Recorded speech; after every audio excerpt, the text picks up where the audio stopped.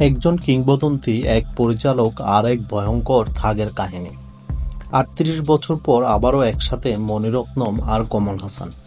তামিল সিনেমার ইতিহাসের অন্যতম সেরা এক গল্প, যেখানে এক পিতার মতো গ্যাংলর্ড আর তার পালিত ছেলে হয়ে ওঠে একে অপরের সবচেয়ে বড় শত্রু। এই কি বিশ্বাসঘাতকতা, নাকি নিজেকে খুঁজে পাওয়ার যুদ্ধ? আজ আমরা এক্সপ্লেন করব 2025 সালের আলোচিত সিনেমা থাগ লাইফের রহস্য, সম্পর্ক আর রক্তমাখা ইতিহাস। তাই দেখতে থাকুন পুরো ভিডিও। মুভির শুরুতে দেখানো হয় 1994 সালের দিল্লির কোনো এক বস্তির দোতলা ঘরে দুই গ্যাংস্টার গ্রুপের সদস্যদের মধ্যে মিটিং চলছে। এক গ্রুপের লিডার সদানন্দ এবং অন্য গ্রুপের লিডার শক্তিবেল। মূলত দুই গ্রুপের মধ্যে কিছু বিষয়ে সমঝোতা করার উদ্দেশ্যেই সদানন্দ এসেছিল, কিন্তু সদানন্দের অসৎ উদ্দেশ্য বুঝতে পেরে শক্তি তার সাথে হাত মেলায় না। সদানন্দও কম যায় না। সে আসার সময় পুলিশকে ইনফরমেশন দিয়ে এসেছিল। তার উদ্দেশ্য ছিল শক্তি ও তার দলবলকে একসাথে শেষ করে ফেলা। এদিকে মুভির আরেক মুখ্য চরিত্র, একটি ছোট্ট ছেলে অমরকে দেখতে পাই। সে আর তার বোন পেপার বিলি করছিল, সাথেই ছিল তাদের বাবা। শক্তিবেল জানালা দিয়ে দেখতে পায় তাদেরকে পুলিশ ঘিরে ফেলেছে। শক্তির বড় ভাই মানিকাম পুলিশ ভেবে রুমের ভেতর থেকেই গুলি চালায়, আর সেখানেই পেপার দিতে আসা অমরের বাবা সাথে সাথেই মারা যায়। অমর সেখানে বসেই কান্না করছিল, আর এদিকে পুলিশের সাথে গোলাগুলিও চলছিল। শক্তি রুমের বাইরে আসে আর বাচ্চাটাকে কান্না করতে দেখে। সে কোনোভাবেই বাচ্চাটিকে ছাড়া যেতে চাইছিল না, তাই সে অমরকে সাথে নিয়ে নেয়। কোনোভাবে শক্তি নিচে নেমে আসলেও একজন পুলিশ অফিসার শক্তিকে চিনে ফেলে। অফিসার তার উপর বন্দুক তাক করে। এমন সময় একটা গাড়ি এসে কোনো ক্রমে শক্তিকে বাঁচিয়ে নেয়। শক্তি গাড়িতে বসেই ছেলেটাকে নানা রকম প্রশ্ন করতে থাকে। এক পর্যায়ে ছেলেটা বলে, আমার একটা 4 বছরের ছোট বোন আছে, তার নাম চন্দ্রা। শক্তি অমর নামের ছোট্ট ছেলেটাকে কথা দেয় যে সে তার বোনকে খুঁজে দেবে, কারণ শক্তির প্রাণ বাঁচিয়েছিল ছেলেটি। এরপর সিন শিফট হয়ে 2016 সালের কলেজের ফাংশন চলার একটি দৃশ্য দেখানো হয়। সেখানে মানিকাম তার মেয়ে শান্তিকে নিয়ে এসেছিল। শান্তি সেখান থেকে কোনো কথা না বলে রানু নামের একটা ছেলের কাছে যায় আর তাকে বলে যে সে প্রেগনেন্ট। আর মুভিতে যা হওয়ার তাই হলো, রানু অস্বীকার করলো। শান্তি কাঁদতে কাঁদতে সেখান থেকে চলে আসে তার রুমে। এসে সে মানিকামকে একটা ভয়েস মেসেজ দিয়ে জানায় যে রানু তার সাথে প্রতারণা করেছে। মানিকাম সাথে সাথেই শান্তিকে কল ব্যাক করে, কিন্তু শান্তি কোনোভাবে কল রিসিভ করে না এবং জানালা থেকে লাফ দিয়ে সুইসাইড করে। মুভির এই পর্যায়ে আমরা জানতে পারি রানু কোনো সাধারণ ছেলে নয়, সে আসলে সদানন্দের ভাগিনা। সদানন্দও বুঝতে পারে মানিকাম তার মেয়ের বদলা নেবে, তাই সে শক্তিকে কল দিয়ে জানায় যে যা হয়েছে ভুল হয়েছে, তা ভুলে যাওয়ার জন্য। শক্তিও এ ব্যাপারে ছাড় দেয় না, সেও বলে দেয় যে তার ভাগিনাকে মৃত বলে ধরে নেওয়ার জন্য। সদানন্দ তার ভাগিনাকে বাঁচাতে কোনো এক বর্ডার সাইড দিয়ে তাকে দেশের বাইরে পার করে দিতে চাইছিল। আর এদিকে শক্তির দলবল অপেক্ষা করছিল ছদ্মবেশে, আর সেখান থেকেই তারা রানুকে ছিনিয়ে নেয়।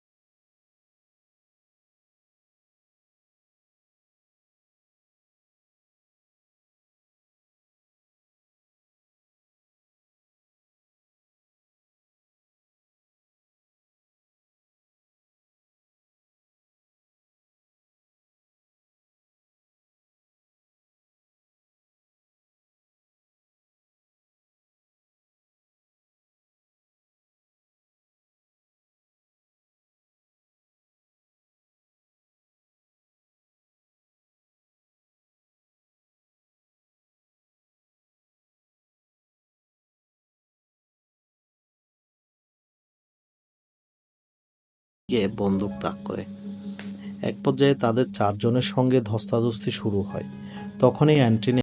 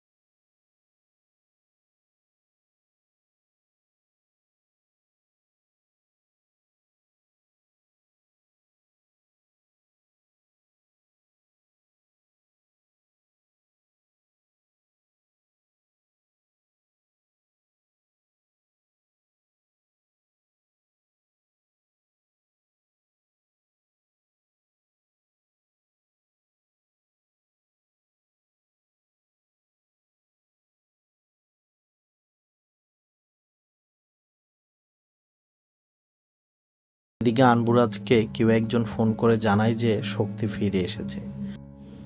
আনবুরাজ এটা শুনে দেশ ছেড়ে পালানোর জন্য হেলিকপ্টারে চড়ে বসে।